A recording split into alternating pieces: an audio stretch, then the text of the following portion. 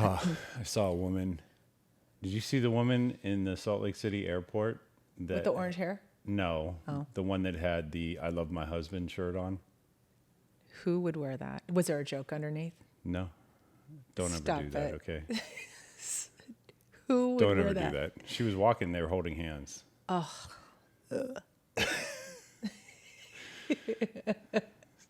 Nothing says we're ready for divorce. Yep. Like an I Love My Husband t-shirt. Exactly. I don't understand people. Yeah, go ahead. No, go ahead. I don't understand people who wear stuff like that. I don't. Whenever celebrities say, I'm so in love with my husband, literally, you know they're about to head to divorce court. Like, totally. It's just, yeah. So they must have been fighting. That's why she put that shirt on. I guess so. That's like me wearing a shirt that says, I changed my oil. Because you don't change your oil? No, because I do change but it's just like, well, you're supposed to love your husband, right? Like, some things are just like, how about the ones automatic? Well, I guess not automatic. Depends on what kind of husband she has. Or how about the ones when kids say, when parents wear T-shirts, I love my kids? That secretly means I can't wait for my kids to graduate. Yeah. I don't know. I think it's crazy myself, but, what do I know? Yeah. Maybe it's a reminder. Do you think?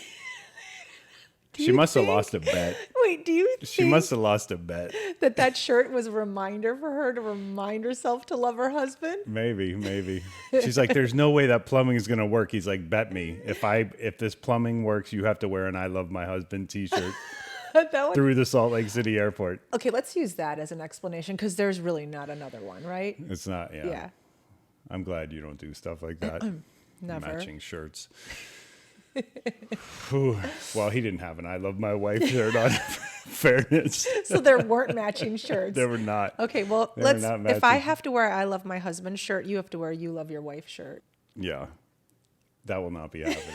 So anyway, we're talking about Utah. Why are we talking about Utah? This episode is about Oklahoma. Check the mic and make sure it sound right, boys. Hey, listeners.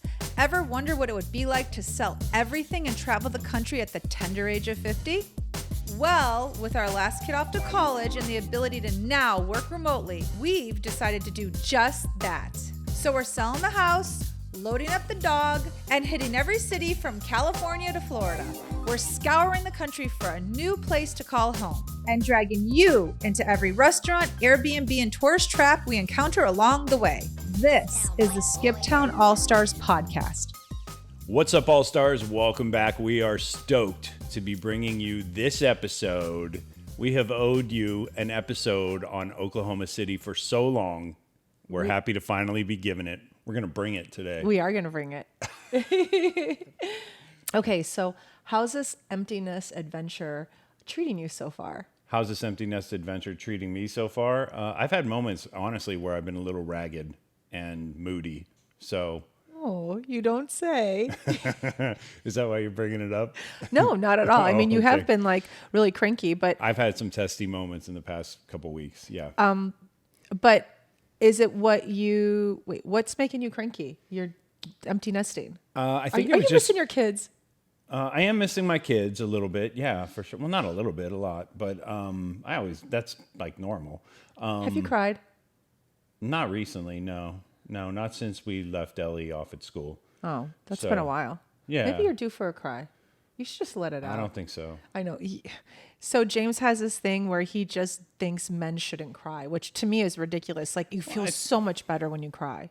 I think it's okay to cry when you're talking about like the loss of a pet. Oh, here we go. This is what James thinks men should only cry about: sports, their mom, and a pet. Yeah.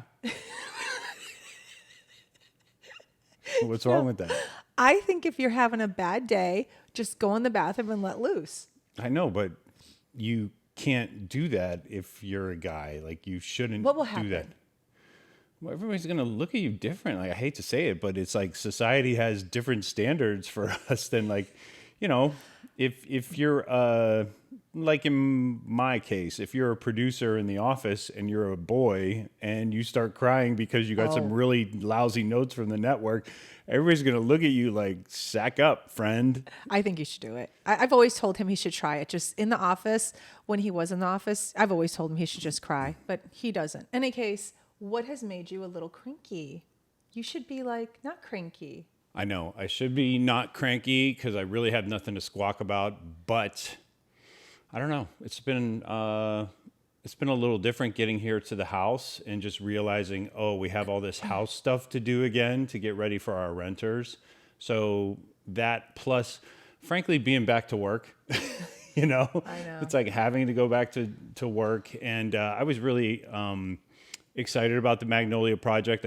Great people. I think it turned out really well. We'll see whether it gets a series pickup or not.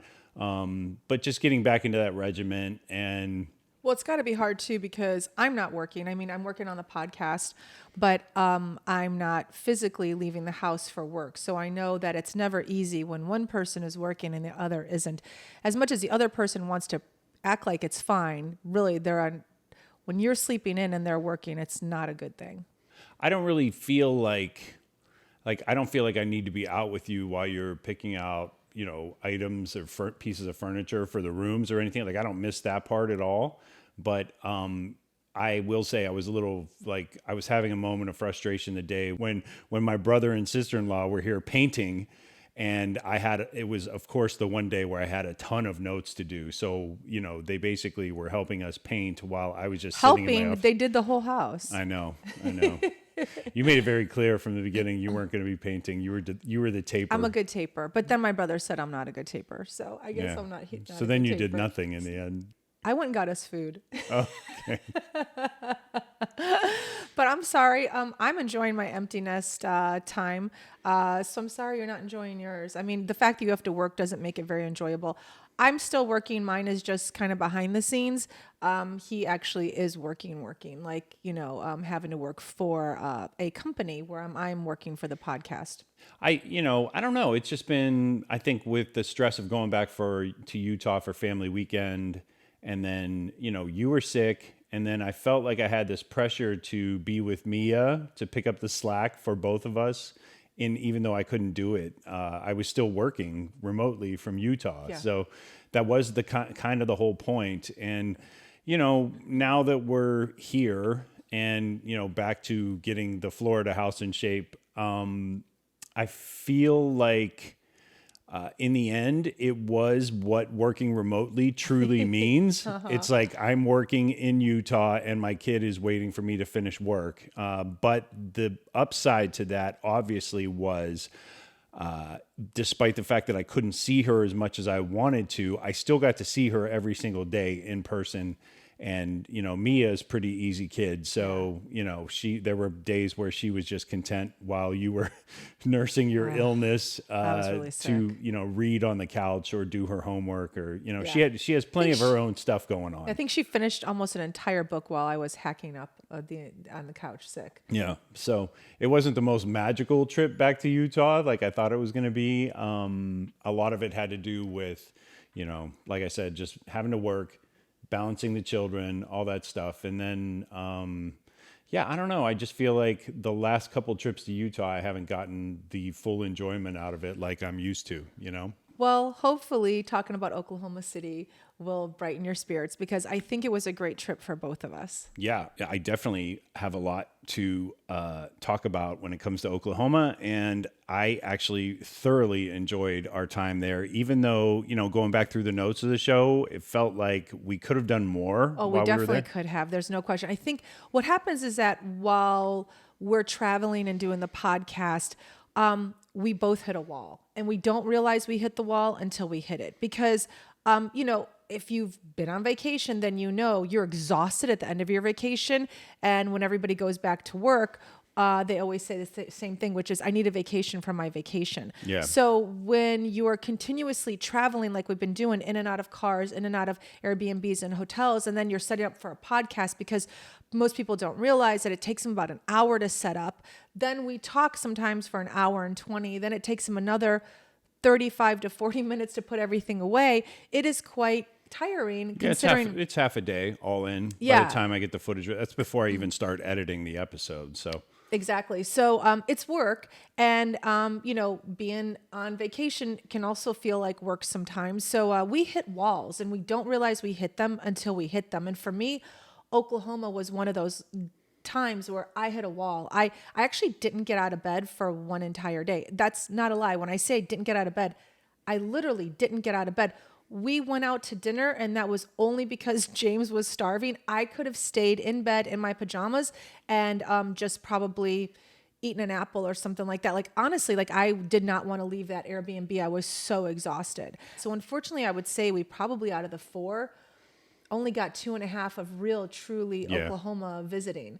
And it was disappointing because some of the cities that we've been hitting have been on our list to visit because of maybe one particular thing. Sometimes they're on the list to visit because we actually want to explore that area. Oklahoma City was just meant to go and visit the Oklahoma City Bombing Memorial. That was the only reason we were going to Oklahoma City. But then it ended up being so much more for us. So in the end, we probably should have made that more of an exploration visit rather than just a destination to see one thing, because we found it to be nice and enjoyable. And, you know, we'll be going back. Yeah, most of our exploring was actually on in the last day and a half. When we first pulled in, I pulled the van into the garage. I don't even think we unloaded. I just let the dog in the backyard and left the door open. Yeah. And like 4 hours later, the place was filled with flies. But we were wiped out after Dallas. The dog was doing her, you know, she was back. Roxy had it at that point with the trip. She was doing that thing with the bathroom where she doesn't want to go, or there's not enough grass, or it's not the perfect setting. So when she got to that yard in Oklahoma City, She it was ran like a godsend. in circles around oh the my yard. God. She was happy. She was smiling. We could have explored a lot more neighborhoods while we were there. Although, you know, just driving around for the first couple days when we did get out, within the city limits, there didn't seem to be a huge disparity between the types of neighborhoods. No. It seemed like the same sort Yeah. of, and We'll get into that later, I most of think. them were sleepy, yeah, but like, you know, just like quiet little neighborhoods. You'd see a couple kids like riding around on their bikes or whatever.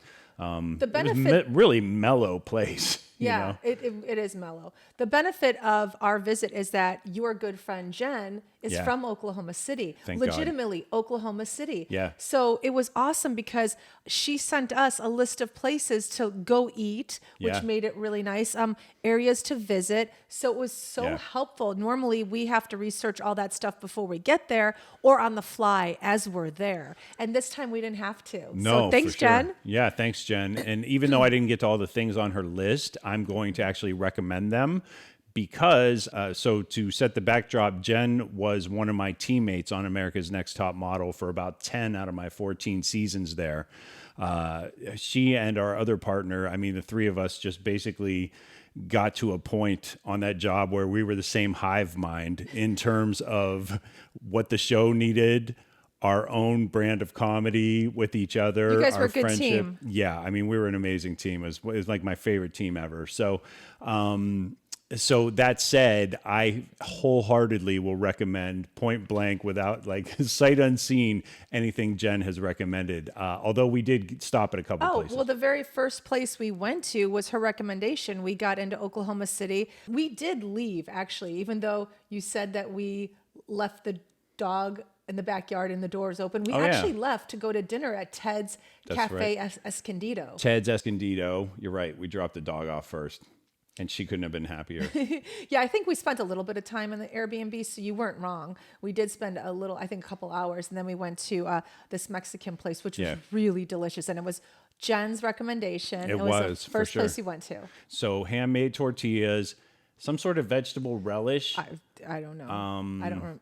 Was there a vegetable relish? Yeah, and there was I just remember queso. They I brought queso. I could not get past the handmade tortillas. Yeah. They were so delicious. And that's right. We were dipping the tortillas in cheese. And they actually brought so them good. out before you even ordered. So it was Yep. kind of like Italian restaurant style where they bring you a loaf and like, you know, a little olive oil and vinegar or whatever. It was the same thing, only like Mexican branded. So I was like, oh my God, this is amazing. And she told me, she was like, just be careful you don't fill up before you even order your food. And we could have easily. We were starving It was at that point. really good. What did I get? Do you remember what I got? Not at all. I remember I got like enchiladas of some sort. Okay. So yeah, it was pretty good. You liked yours? I did. I liked it. Good. I think my enchiladas had a little bit of vegetables in it, which I'm not normally used to because I think I accidentally ordered a fajita enchilada. So it was like a little different, but everything was super tasty. Well, yeah, but after 2 weeks of barbecue, like maybe a few vegetables. He's right. The food was excellent, but the other great thing that came out of that visit at that restaurant was the waitress telling us about the Oklahoma State Fair. Oh my God. Yeah, I forgot about that. Yeah. Yeah. So she asked us if we were there for the State Fair, and we were like, State Fair? And we're like, oh my gosh, tell us more. And so she told us that the State Fair was the entire month. And we were smack dab, like right in the middle of it. Yeah. So we're like, we're going. So we looked it up. And the next day we headed out early, like 11 a.m., 10 a.m. I looked it up to see what time it opened. And we headed to the State Fair, the Oklahoma State Fair. We haven't had an opportunity to do something like that. Not just on our trip, but in years. Yeah, like years. We never went to the LA County Fair. No, you know what? And I can't remember why, but I think it has to do with how expensive it was, if I remember correctly. And like, we're not penny pinchers by any means, but I think to get into the State Fair would have cost our family of 5, like, I don't know, like easily over $100.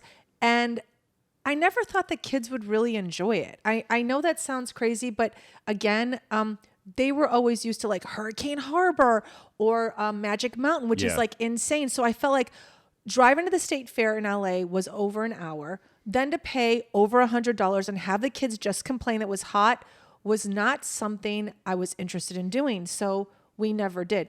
And also you have to remember, living in Los Angeles, there's so many things to do that a state fair on a Saturday or Sunday is not desirable. But you live in an area like in Oklahoma or in Ohio, where like you don't have certain things at your fingertips all the time. You look forward to the State Fair, my guess is, all year round. I know this the county fair where I grew up, Canfield, was I don't know if it still is, but it used to be the biggest county fair in all of the country. And so, you know, it was a thing to look forward to. Like, even though we were in the middle of football practice, we'd be like, I can't wait until 2 p.m. But does it go back to the fact that like you don't have a whole lot going on in your town? So when the state fair or county fair comes, it's a big deal? It was a big deal because it's like now all of a sudden you have a conglomeration of all the kind of food you would ever want to eat in one place. You get Huey Lewis in the news. Yeah, you know? that's my like, point. So in the yeah. grandstand, you Right. get like tractor pools, you get demolition derbies, you get all that stuff. So yeah, I mean, it's a great like one-stop shop. Whereas like, you know, living in a city like LA or Chicago near Wrigleyville or you know, it's like you can go to the baseball game, but then you have like 20 other things you can do in Right. that immediate Yeah. area where it's just more concentrated. So yeah, to your point, it's like basically building a little city for a week or a month or however long Yeah. it is for everybody to go and hang out. And just, you know, everybody can gather kind of thing. And, you know, when you're a young boy, you get to see all the young, pretty girls from other schools. That's amazing. Yeah. When you're, you know, older, what have you, it's like you take the grandkids and like, you know, show them the chickens and the ducks and And the apple pie making contests. heck yeah. Yeah. So I hadn't been to, honestly, I was at the LA County Fair 24 years ago. So for me, this was legitimately the first time I've ever been to a state fair, I believe. Like, I don't think I ever went to the Ohio State Fair when I was a kid. It was in Columbus, I think. I don't know. Yeah, I don't it was recall pretty ever cool. being at one either. It was pretty impressive with the rides. Like they had a huge Ferris wheel.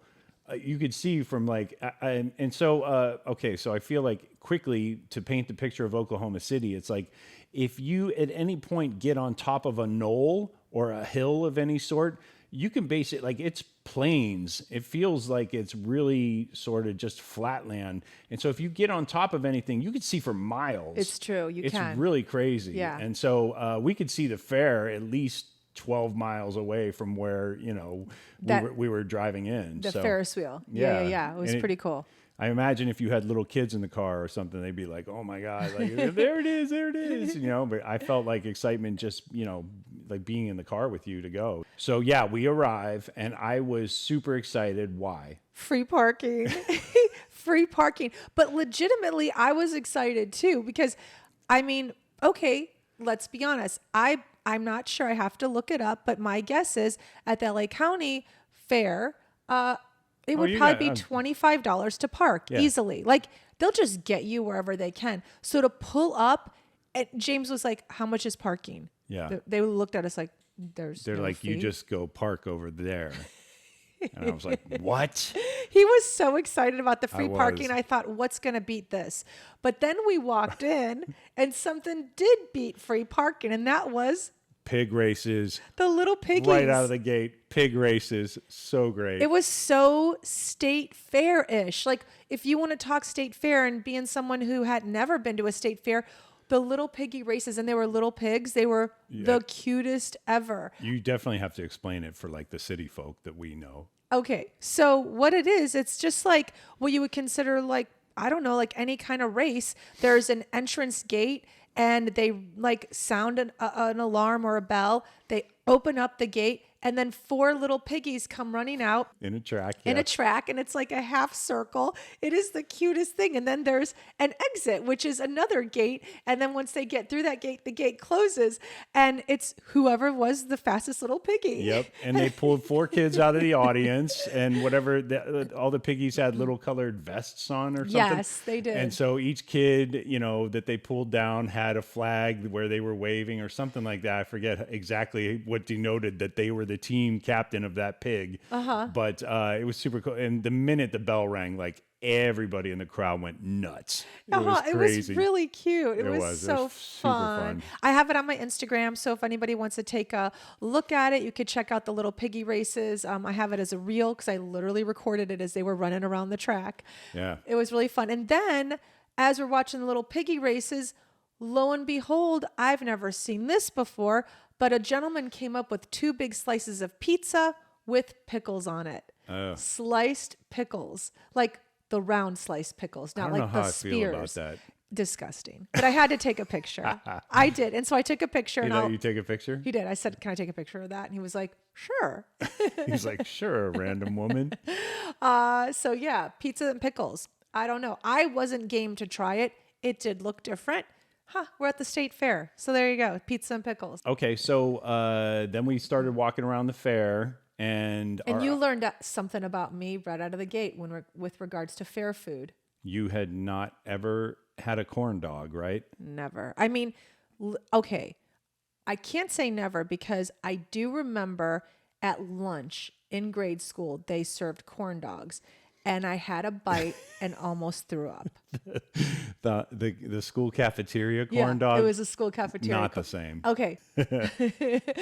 But we're at the fair. Yeah. And there's corn dogs everywhere. I mean, it is like the thing to do at the fair, have a corn dog. It was deep fried. It was the most delicious thing Well, the batter, I think, is honestly, I think it's the batter that's the difference when you get it. Even if they fry it at your little middle school or whatever, I think the batter's just like that really crappy sort of, you know, lunch lady. like average batter they throw on everything in America kind of thing.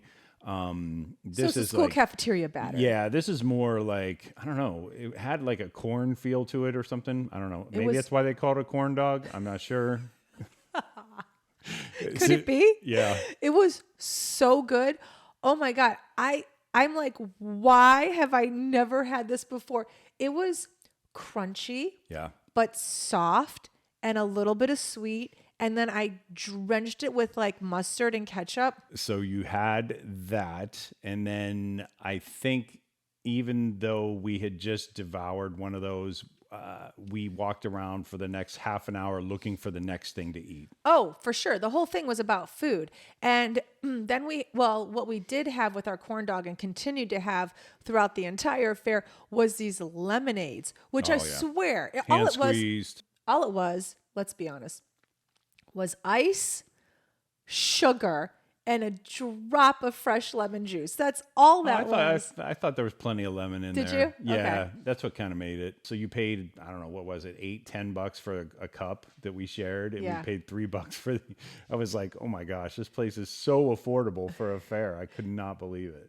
The one thing we did not mention was how hot it was. So we had to keep getting a refill on that lemonade probably every 15 minutes because it was almost 100 degrees. Horse flies and hellfire.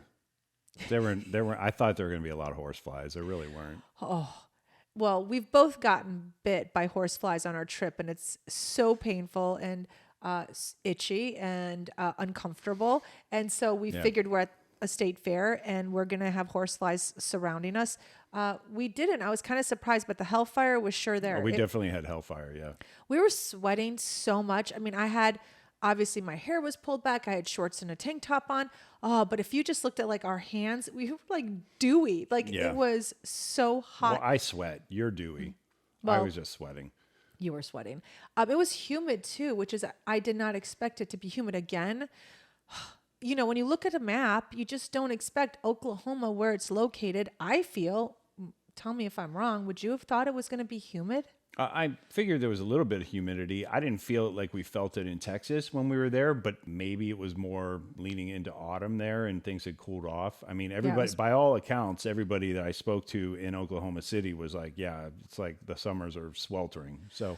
And it was. So being at the fair, there was no shade anywhere. We were just constantly dousing ourselves with that lemonade sugar mixture and then searching for food. Yeah, for sure. We did run across the place where they do the cattle auction, and that was a little bit of an education for you. So I learned that at a state fair, they do a cattle auction. I didn't realize that. I figured they just do cattle auctions once a month or twice a month, and they probably do, but during the state fair, he was explaining to me, they do it there as well. Yeah, like you can actually go in and sit on, I mean, you can go in and sit on them anytime, but while you're at the fair walking around, you can see the guys all, bidding on it or whatever, and then somebody wins it, and you're like, okay, great, and you scoot on out with your kids before you have to explain what happens to the cow next. I know. It's true. But yeah, so I got to see that firsthand, and then we went off to find a funnel cake.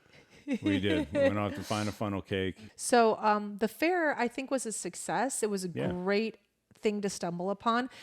We just talked in our last episode about travel partners and are you a good travel partner? And I think that was a great opportunity for us to figure out, like, are we happy with the person we're traveling with? Because it was a perfect time where, like, either he could have said, I don't want to go, I'm not interested, or I would have said, I don't want to go, I'm not interested. But like the rest of this trip, we both are pretty spontaneous about it. So I felt like, we're doing well here. Like, we both want to see the same things. And if we don't want to, then we kind of let the other person go off. But on this particular adventure to the state fair, we both were excited about going. Yeah.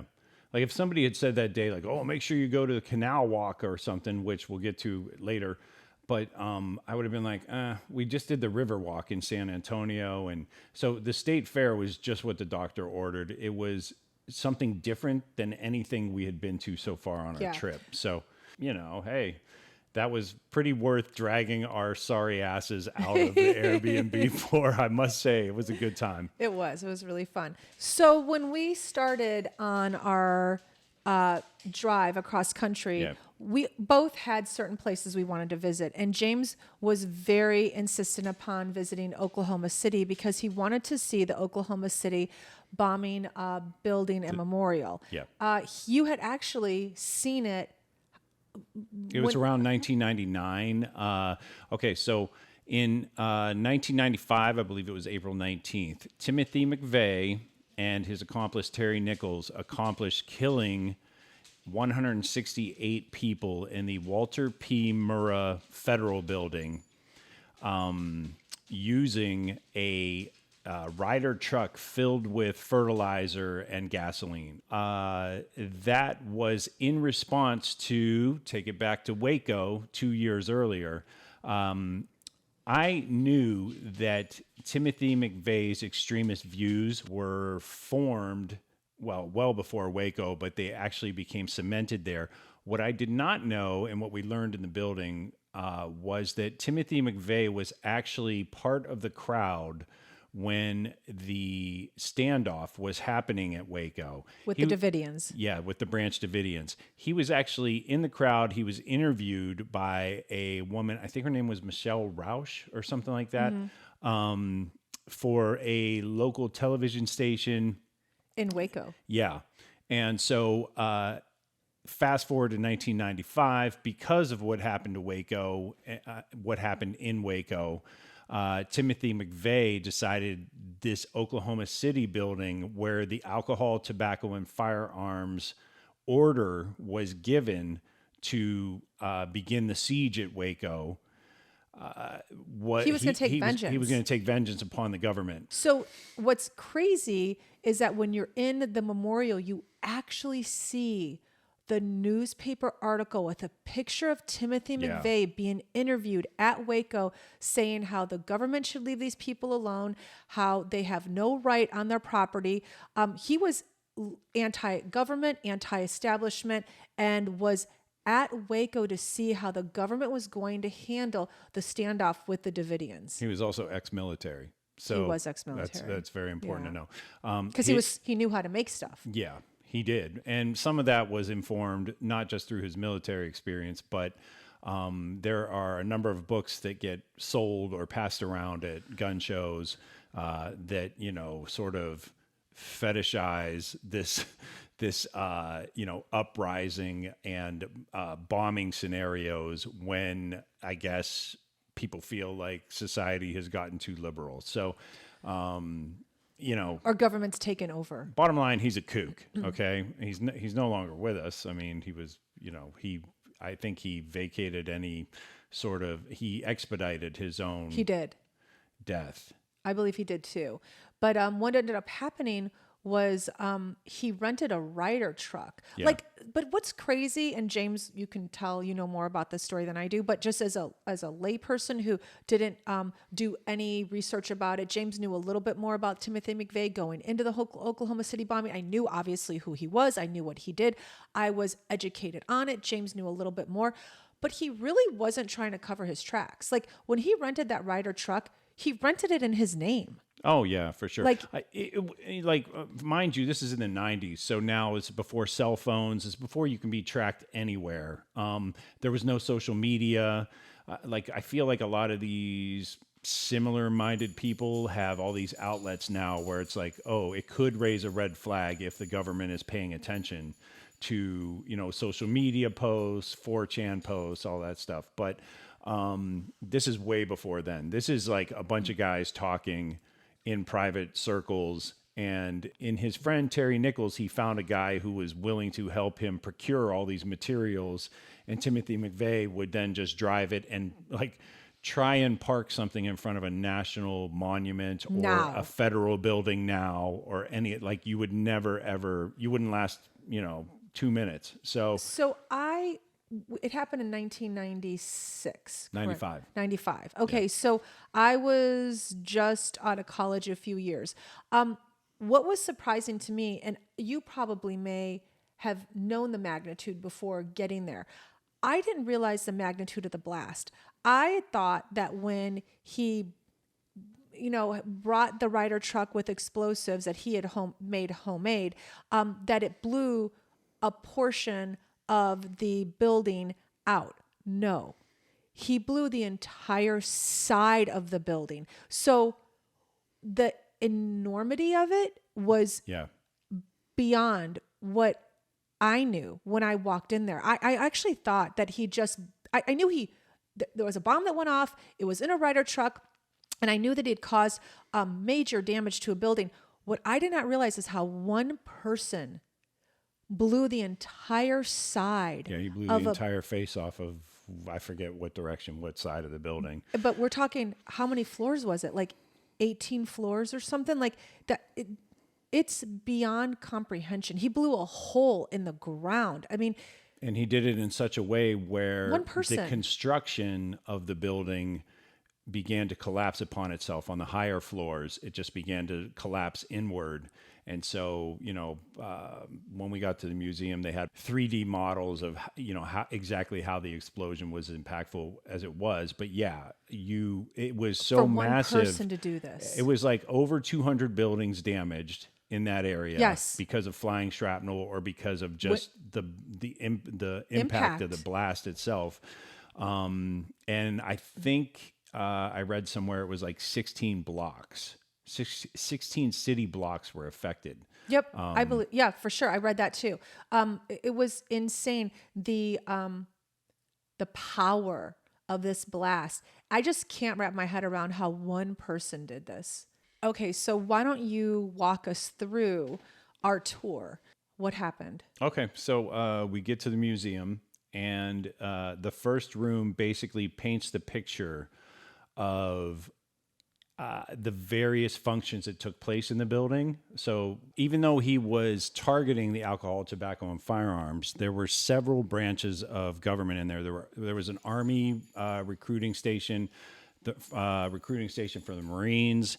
There was the Drug Enforcement Administration was there, the DEA, and like different departments of Veterans Affairs, all that other stuff. So And a nursery. yeah, a daycare was there Daycare. for all the workers in the building. Yep.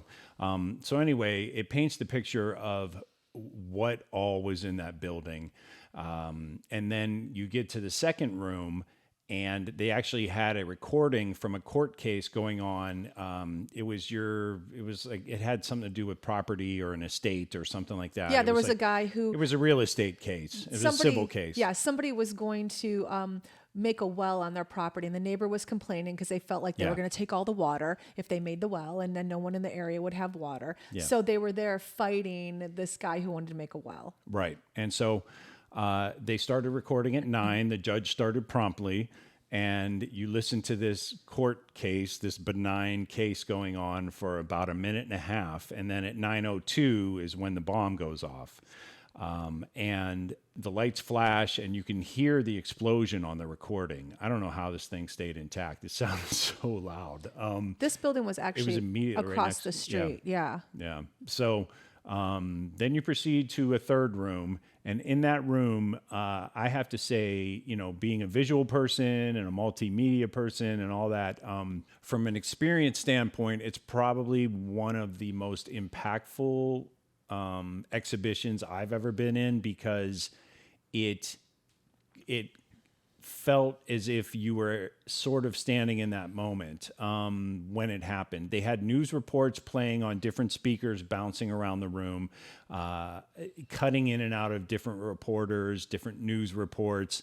And visual. Like they had and the visuals- They had TVs like showing people running. Yeah. Firemen running toward the building.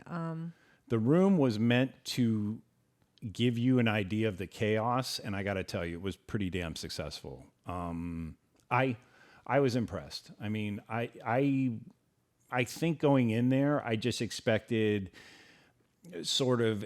I wasn't expecting a presentation like that, an exhibition like that.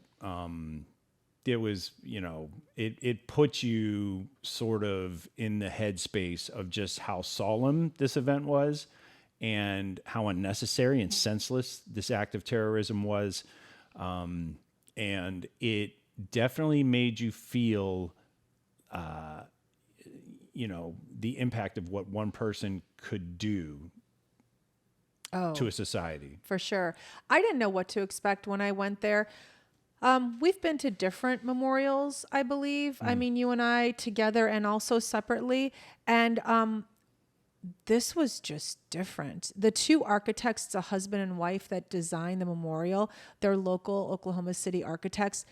They did the most amazing job. I mean, the moment before you even step into the actual memorial museum, it's all hand painted tiles that children had sent. Oh my gosh, I can't believe I'm getting so sad right now talking about it. But like, it was really hard to look at. They had sent to the firemen who were like fighting the, not fighting, but like helping all these people. Rescuing, yeah. Oh my God, it was crazy. And so it's like on the wall and on the ground before you even walk into the museum are all these tiles from children all over the country that like their hands are like, we love you, we're thinking about you. And it was to all the rescuers. I mean, it was that when you before you even walked in, you're like, uh-oh, like Yeah. you knew. Yeah. Yeah. I mean, you can't expect that it's not like going to the Washington Monument or something like that. No, And it's not at definitely, all. you know what you're getting when you go there. And, to be clear, I had been in Oklahoma City back before I was an editor. I worked for a camera truck company, and we were actually there for some huge religious show or something Yeah. like that. And when we were there, we saw that they were actually clearing ground for this memorial. So For you wanted to see it finished. I knew I wanted to see the end result. Yeah, I did. So Yeah, when we walked in, like you, I wasn't sure what to expect, and then when we sat in the room, and it was basically a simulation of what happened when the bomb went off, and our room shook. It was very loud. Lights were flashing. It was frightening. Everyone in the room jumped. Yeah. I mean, it was amazing in the sense that it did. You're right. It Yeah. 100% put you there. And I did not anticipate that. I really thought No. it was going to be a museum where we just walked around. We read some displays. 100%. Yeah. Learned about the building, learned about Timothy McVeigh, learned about the victims and the survivors. I did not anticipate being part of it. There were personal belongings Yeah. of the victims in that room. I mean, Coffee cups, computer screens, baby shoes. keys. It was terrible. I Yeah. mean, you saw like the daily calendar of somebody, literally their calendar. It was tattered and torn and burnt. Watches. I mean, Yeah. just men's watches, women's watches. It was very moving. That's the word for me. Yeah. It was so moving. I think the big takeaway for me, first I'll say that 2 hours is not enough time. No, we got kicked out. We Yeah. were there for 2 hours. We got and there too late in the day. Yep, and they kicked us out. So you have to plan on being there. I would say a minimum of 3 hours because you're going to want to take your time. And then after, that's just inside. Yeah. And then when you leave the actual museum, there's several different areas of the site that memorializes what happened. And there's a tranquility pond that they made. And on one end of the pond is a huge structure with the time of 9:01. And that was before the bomb. And then the other side is 9:03. That was after the bomb. Yeah. And so 901 signifies the last moment of innocence, I guess, for lack of a better word. Yes. The last moment of innocence that we as a country had before this act of domestic terrorism. And then 903 is basically when the citizens began immediately respond. So the bomb goes off at 902. At 903, right away, the significance is that people right away recognized something was dramatically not right in the city, and everybody began to, basically descend upon the building itself to figure out what happened and who needed help. Right. That's where the pool is. Yeah. So then not just do you have the pool and the monuments on both sides of the pool, but you actually have lights on one side of the pool area. It's all grass, and you have just lights, and each light represents one of the victims, and then it has their name on it and what Yeah. floor they were on. And then if you look this up, you'll see there was a tree that survived, the survivor's tree, Yeah. the bombing, and that Forgot about that, tree yeah. is still there, and they have it on that property as well. So that's another part of the memorial. And then, oh my gosh, this is so hard to even talk about, but they put up the chain link fence the day after the bombing, and just to separate the debris from people literally coming by the building, and they wanted to keep people away, so they put up a chain link fence. And that's where people started bringing notes to their loved ones that were still in the building and had not been rescued, and could have certainly been a victim. And no one at this point even knew 24 hours later, was their loved one alive Yeah. or dead. So people were putting notes, just how you see on any memorial. Well, they kept up the part of the chain link fence, and that was so hard to look at It was because gutting. people still come to this day and leave notes for their loved ones. It was like, it was so hard because you're reading of the moment, like some woman had just put her note onto her mother, and she was like, oh, the grandkids are this age now, and the Yeah. date was 2022, and it was just There were ones on there where, obviously one of their children was killed in the daycare when the bombing happened, and that was were hard. leaving notes for a child about their siblings and how they had grown, and wow, that was pretty gutting. That's the only word I can say. I'm just like, what a waste, what a shame. Yeah, so that was, the people that designed the memorial, they did a phenomenal job, because everywhere you go, you reflect on that day. And that's the whole purpose of a memorial, is like to reflect on the day.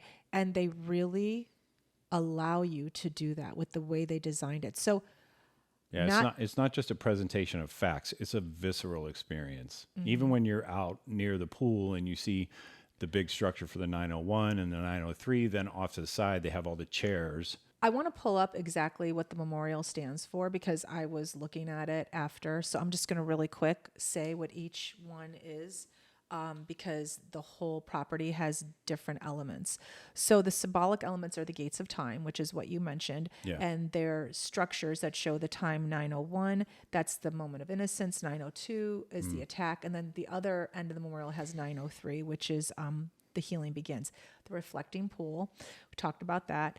The field of empty chairs. They were, when I saw them, the sun was setting and it looked like lights, but they are in fact chairs that are lighted, and each chair represented the victim and what floor I believe they were located.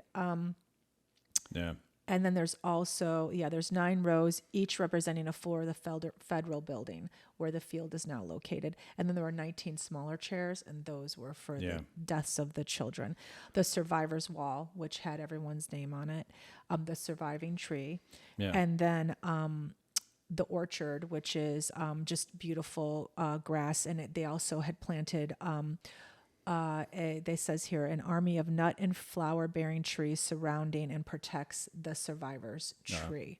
So for me, obviously, seeing that they had broken ground for this thing, it still, I believe, is the largest act of domestic terrorism on American soil.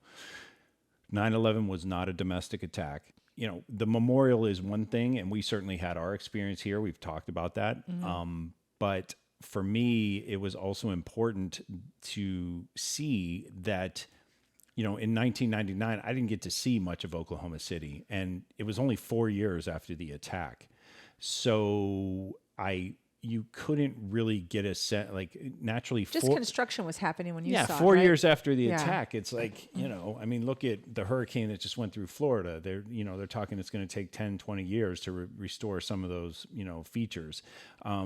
So it was important for me to see now what it was like. It's like, I know that Oklahoma City has bounced back because, just taking it from a sports fan standpoint alone, it's like, they have the Oklahoma City Thunder, where Kevin Durant and Russell Westbrook and James Harden all played together for a long, it's a hugely successful program for a mid-sized city. But whenever they talk NFL expansion or Major League Baseball expansion, like, Oklahoma City's always like top 5 on one of those lists. So, it could be a matter of time before Oklahoma City sees one of those two types of teams, and so it was important for me to see, like, what really is what are Oklahomans all about? What is Oklahoma City doing now? And so even from the time when we started planning our journey, I was like, well, if we're going through Texas, we definitely have to hit Oklahoma City. It was one of my sort of must-sees for all those variety of reasons, not just the memorial, obviously. What was your take on the people? I really like them. Like, I thought it's funny because, we sat in our Airbnb for a day and a half or whatever, but I did get a few small excursions to go to coffee, and I was cutting an episode. And so I was just kind of like not in the headspace of, like, I probably wasn't the friendly one, and so, like, I was just being expedient, like getting whatever I needed from the store or the coffee shop or whatever. The people were really outwardly friendly. Like, when you came into contact with them, the one thing that I'll go back to is, like, it's a really mellow town. Like, it is. People are mellow there. They'll say hello, but they're not like, it's not like, it just didn't feel like a ton of bustle to me. Even when we were in No. the downtown areas, like everybody's just casually doing their thing. It's actually one of the cons liked it. of like Oklahoma. Like if you ask Oklahomans, they'll say it's too quiet. Yeah. But we both enjoyed it because it's what we're looking for. Oh, we definitely needed it at that point on our trip for sure. I didn't look at it as a con at all. I mean, the people at the fair were nice. Yeah. Everyone looks nice. I mean, they all like have like what we saw out and about and at the fair and just being out to dinners and stuff like that. Everyone has a personal sense of pride about their appearance. Yeah. We didn't see very many homeless people, so I actually have to research that more to see what they're doing about their homeless situation, because the one thing that I definitely noticed was that there were very little homeless. I saw a couple of drunk people walking on the street, like it could be your neighborhood drunk, like, brother or uncle. But there were no encampments, there were no tents, and there were absolutely no sleeping bags anywhere. I thought the people were very nice. I mean, the lady at the coffee shop talked me up. She was really appreciative we were there. I could tell it was a place that was a little, like it was a little neighborhood coffee shop. They don't do a ton of volume there. The coffee was not amazing, but the people were really cool. Okay. And there were, neighbors chatting each other up in line and stuff like that. And it's like, those are all usually good indicators of the area you're in. Yeah.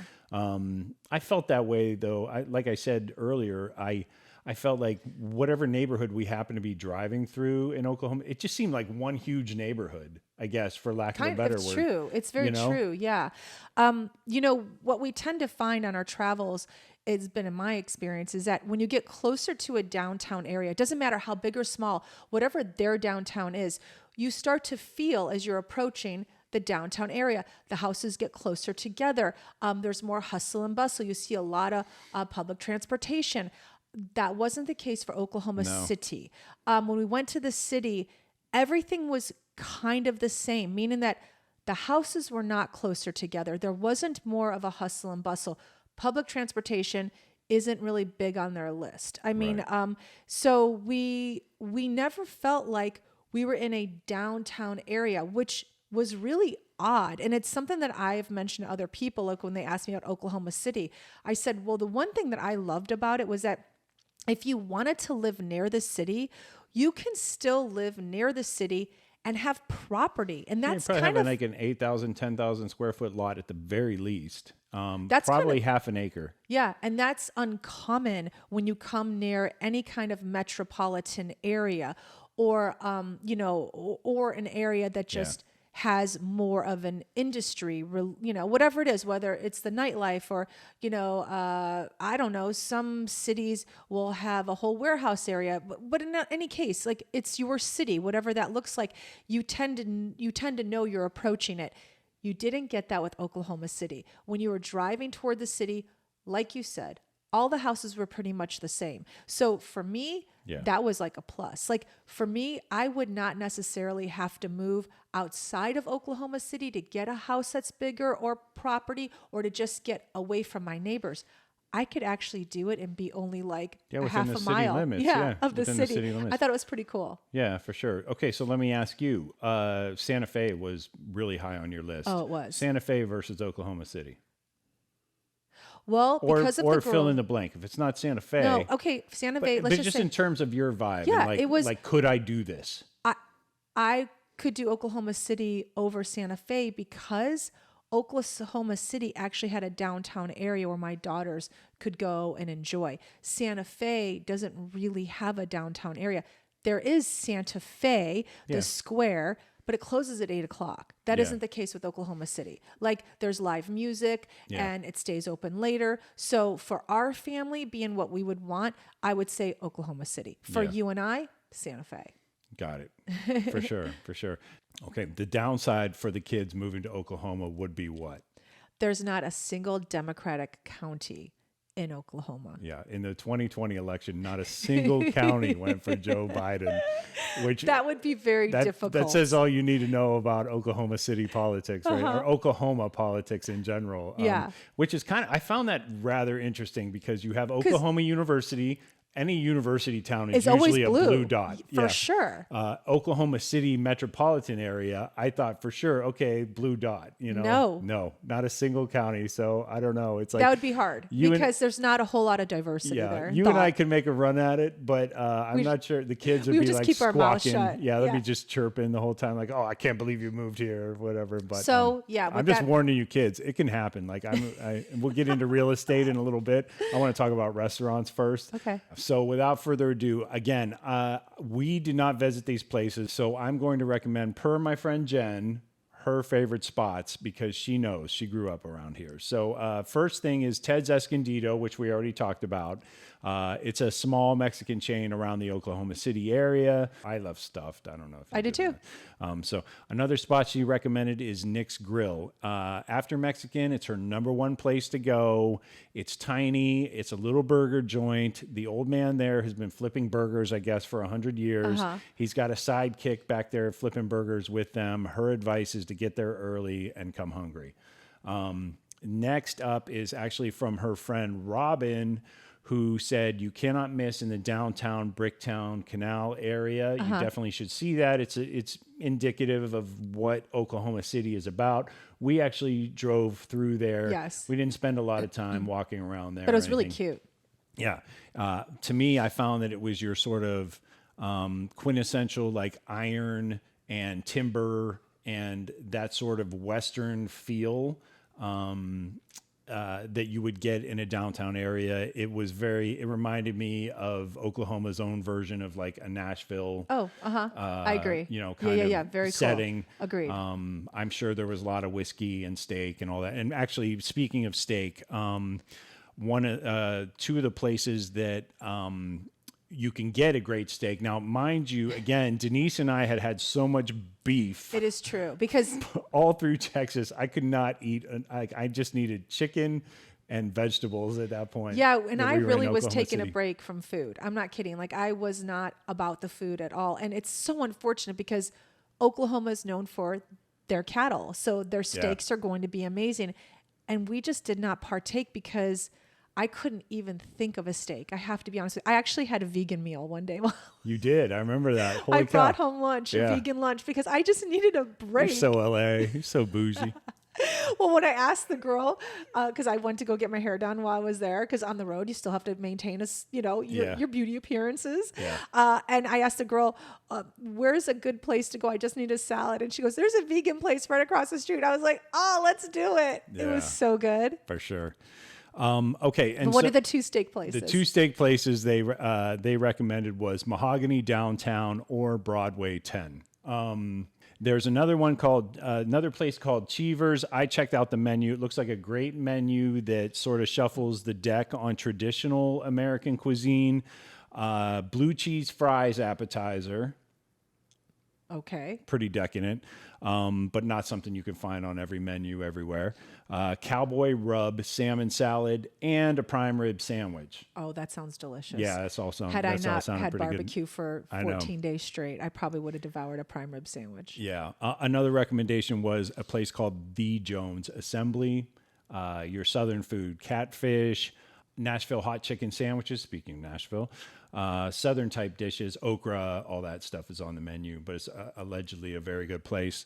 And then the big one for drinks, the new Flamingo Tiki in the Paseo Art District is very good, as I'm told. And I'm reading some of this off, so you forgive me, but I want to make sure I get the info correct. The trick to this place is to go next door to Oso Paseo to get your food, because the tiki bar does not serve food. So okay, you get got your it. drinks on one side and get your food on the other. Makes for a great day. Yeah. Not a ton of boutique shops. You asked about boutique shops while we're there, and I think that's probably why we didn't end up going to a downtown area. Yes, you're right. I did ask you to ask Jen about boutique stores, and I guess she really couldn't recommend anything. I'm sure there's probably a few in the downtown area, but because we didn't venture down there personally, like literally get out of the car and walk on foot. But again, like Yeah. it was, that trip for us to Oklahoma was 2 days down and 2 days on. And so Yeah. I don't think I gave it enough time. Right. And Jen's also, she lives in LA. She's lived there a long time. When we asked for a boutique area, if that's what you are looking for, she knows right away, like, oh no, Denise isn't going to find this like anywhere. Her response was, well, Oklahoma City can be more of like a Walmart every 5 miles kind of town. That's fine. But, yeah, totally. I always like to get a feel of a place by visiting locals that own businesses and local artisans, makers. Yeah, and all going that to stuff. local boutiques are always a good way to get a feel for it. And it always brings you to a cute general area as well. So when you ask for like a boutique of some sort with clothing, you generally are then driven to like a main town of a cute little area or a cute little street in the city. Yeah. So that's why I normally ask that question, because it brings me usually to a pretty, cool area.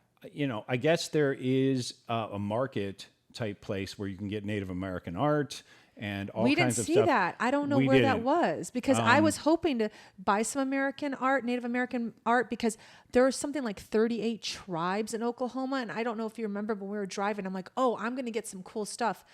I didn't find anything. No. And I think it's more where we were sort of going through. I think most of the reservations that maybe have roadside stands. I don't even know if they do, like they do in Arizona. But was there an area that Jen told you about? She said there was a market somewhere. Bottom line was, though, you and I weren't going to be, visiting it because we weren't even in that section of town. Oh, okay. That's to be continued, though, because let's talk about real estate. Oh yeah, this is going to be fun. Go ahead. I'll let you take the lead on this. I promise you, we will get you an update on the market, because. What have I been doing on Zillow? Oh, looking at houses in Oklahoma. For weeks. Yeah, we ended up going to an area. I said, you'll take this over, but I'll just lead it in. No, yeah. Jen referred us to an area called Edmonds, where her friend Robin, who also gave us some recommendations, because it's actually lives and bought a house. Yeah. It's up and coming. So go ahead. It's already arrived. You can't afford it. Nope. No, I'm just kidding. Actually, there are good houses there. Are there? Yeah, there are. There are 3+2s there in the $350 to $550 range. We went there and we thought it was kind of expensive. A few of the subdivisions you and I personally were in, it was like 6s and up. Okay. And it's subdivisions. They were beautiful. I know, and it was subdivision. Those houses were really nice, but. Yeah, if you know us, we're trying to stay away from HOAs and not being told what to do with our lawn and all that stuff. Yeah, so we really don't want to move into a subdivision. Yeah. Although, respectfully, it's like we've talked about it also at length, where it's like when a developer runs electric and water and gas and all these things out to a certain area, that's why you have 10 houses in the same area in the middle of nowhere. Right. So functionally it seems to work. If you don't want a homestead or have a septic tank or a well, or it's like, I get why people do it. Mm-hmm. I do. We're just saying we're trying to avoid that if we can. Yeah, you usually get a little bit more property when you don't move into a subdivision. So that has been our thought. Like, we can maybe get a little bit more, but we do realize that in some of the areas we're going to, they're being developed for a reason. Yeah, for sure.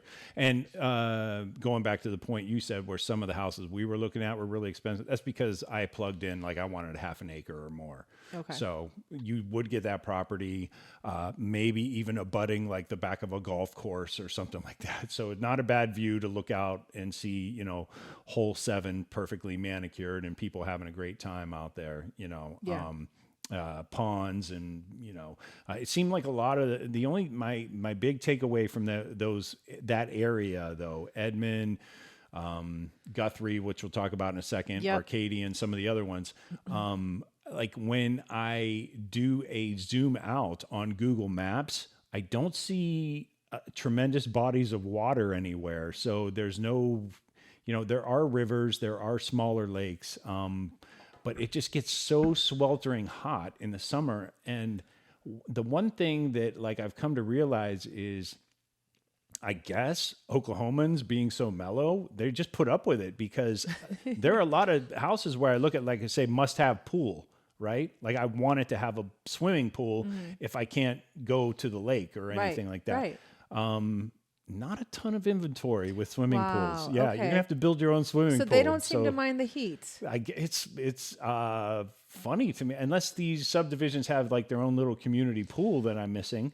But the actual listings for the properties themselves, I'm not finding a ton of, you do have them. But if there are, if you put in the filters for like whatever you want and you get 200 results back and then you click on pool, you're only getting 26. So Got that it. seems like for a really hot area, you wouldn't find that in Florida. You wouldn't find that Right. even in Texas, but especially not in California, Yeah.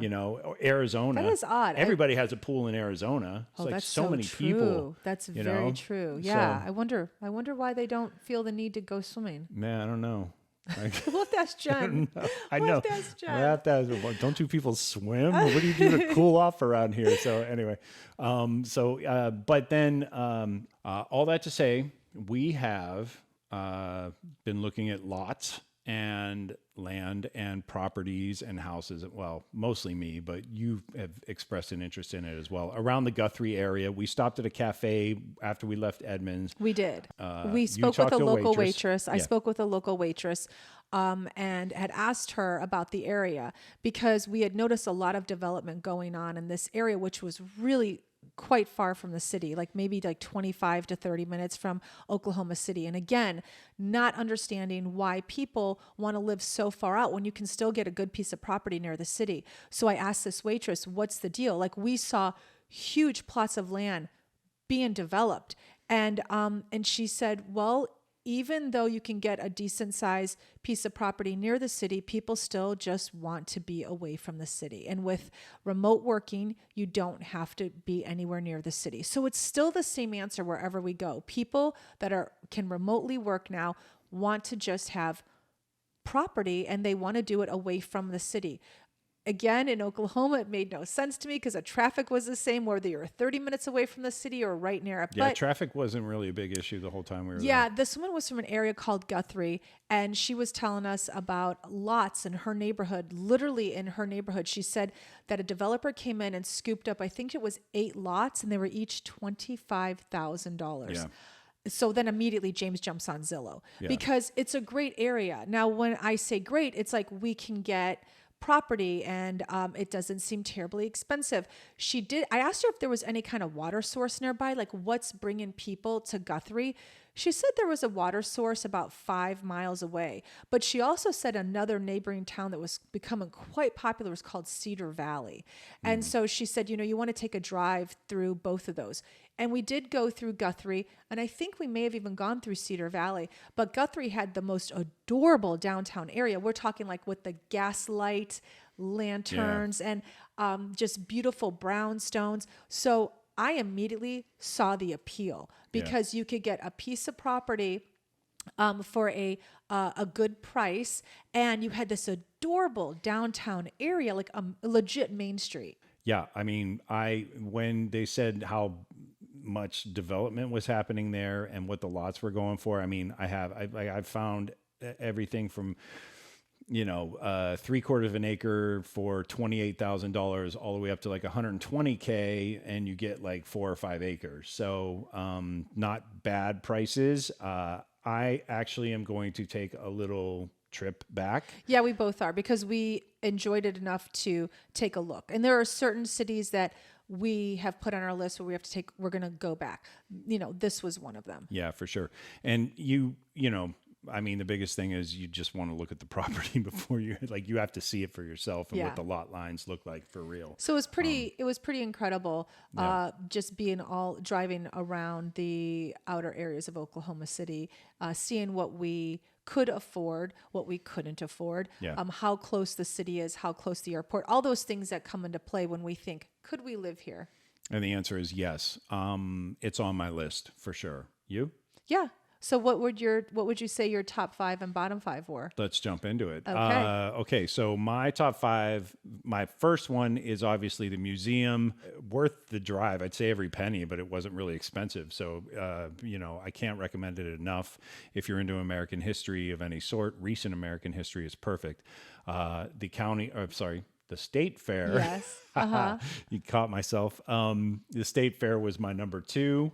The people were my number 3, although not necessarily in that order. Everybody I came into contact with was just super chill, super mellow.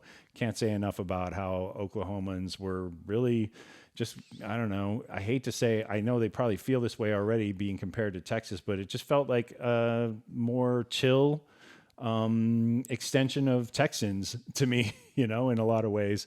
I loved the landscape. That's my number 4. Okay. I loved getting up on a little hill and just seeing for miles. I felt like a king overlooking my kingdom. That was pretty cool. And my last thing that I should not have liked this, but it did end up liking it, was the cop who pulled me over for that speeding ticket on our way out of town. You remember this? Yeah, he was really friendly. He was really friendly. I don't know what happened. We were leaving the downtown You were speeding. area. What do you mean? What happened? You were speeding. Well, maybe a little. I was doing 52 and a 40. He was nice enough to drop it down to a 50 for me, so I didn't get points off my license. Super friendly guy, wished us well on our travels. You speed all the time. You just got caught this time. So that's when you say I don't know what happened. I don't know what happened. You don't. You speed all the time. So all right. I don't think so. Okay. I think 5 above the speed limit. So what makes a friendly cop? The friendly cop he goes, you don't need to have your hands on the steering wheel at 10 and 2. We're okay. It's cool. And I was like, oh, okay, cool. And then, he saved me 2 points on my license. He didn't have to do that. He was friendly. The ticket was far less than I paid in LA. Okay. So for speeding, not that I've ever gotten a speeding ticket in LA, but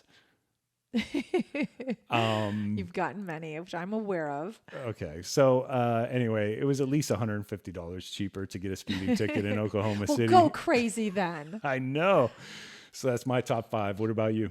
Okay, so my top 5 are free parking at the fair. Even Nice. though you liked it, I really like that as well. Yeah. Everything is spread out.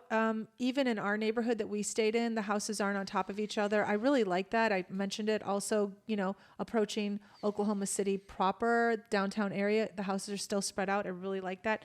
No traffic. There was no traffic, no matter where we was a went. non-issue. It was awesome. No homeless.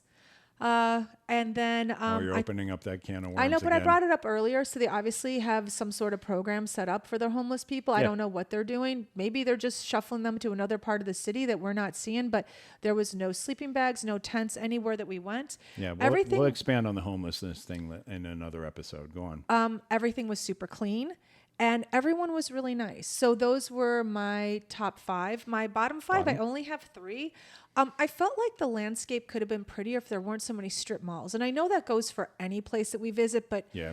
it was quite pretty, I thought. I've read some cons that people don't think Oklahoma is very pretty to look at. I disagree. I mean, maybe we're not asking for much, but I thought it was quite pretty. And I just wish that the landscape had been kept more intact and there weren't so many strip malls everywhere. Yeah.